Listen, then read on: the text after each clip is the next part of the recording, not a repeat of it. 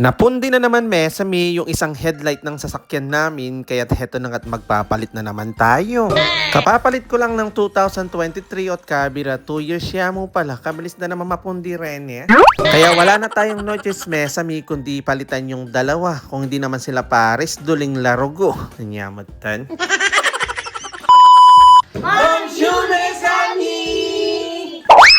At kung mapapansin nyo, mesami, bali na pundi na nga itong bandang left side. Kaya heto na nga't papalitan na nga natin. Hindi ko alam, mesami, kung normal ba to at every 2 years mamalit ko. Kagastarolanda naman. Nyamatan. Bali, umorder nga ako. Susubukan nga natin gamitin ngayon yung LED dahil nga dati kong ginagamit is yung standard. Heto nga yung gagamitin ko, yung LED, yung Oliton Access. Medyo may kamahalan to, mesami. Sumaabot nga ng 60 euro pero hindi ko alam kung magtatagal ito. Kaya first time kong gagamit ng LED, sana naman magtagal ito. Nyamatan.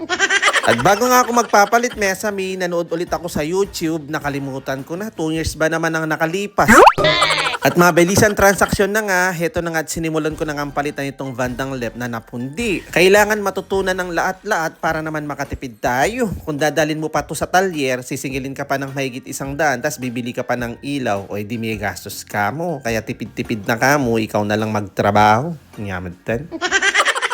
Pagkalagay ko nga itong bandang left, heto na nga at sinubukan ko na kaagad kung umaandar. Heto na nga at umandar naman siya. At kung mapapansin nyo, hindi parehas yung kulay. Yung bandang right is standard. So, duling lapo.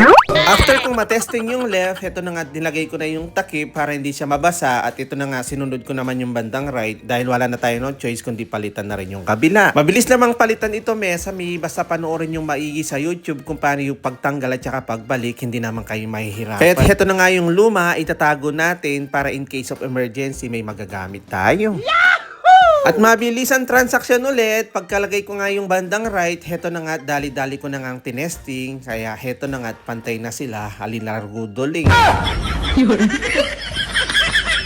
First time ko gagamit ng mga LED mesami. Kaya sana naman tumagal para makatipid tayo. Nyamatan. At dahil nga nagbabalak na naman mag out of town, sosyal.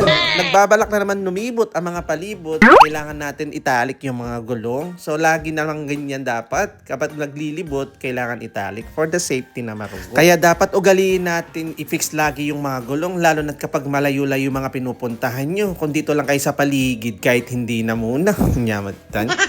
So paano yan, mesami? Hanggang dito na lang po muna. God bless! Thank you for watching! Again to! Ciao!